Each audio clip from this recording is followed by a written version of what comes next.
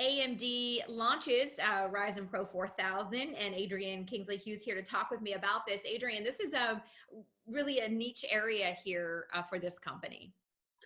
Yeah, it's interesting to see AMD from where it was about a decade ago, where it was really up against the ropes as far as Intel was concerned. Everything it seemed to be releasing was just very poor iterations on the previous one. Then it left its server market to rot on the vine for a long time. And then slowly over the past few years, AMD has almost risen from its own ashes, from years of losing money to now coming out with chips where it's really pushing against Intel very hard. We've seen that in the server market, which was a market that was absolutely locked up by Intel. Now we've got AMD there with its EPIC platform doing really well. Everything from the cheap Ryzen 3 end up to the Ryzen 9 end, which is the high end expensive range. Then there's the Threadripper for people who want to throw more than $1,000 on a chip.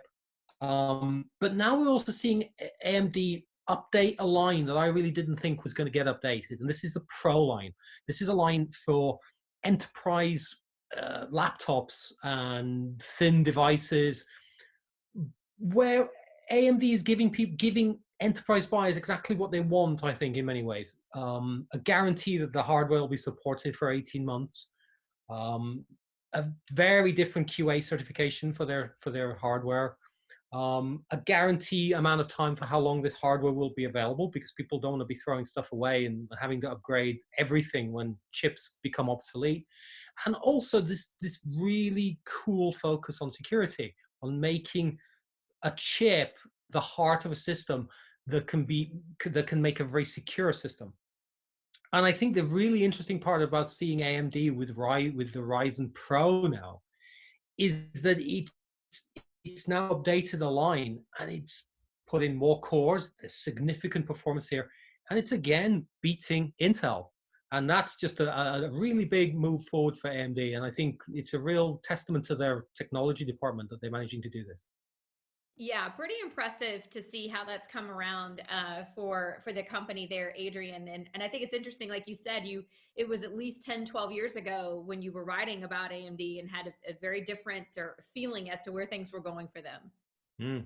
Well, the company was seen as it was one of those David and Goliath stories where everybody was rooting for the little guy.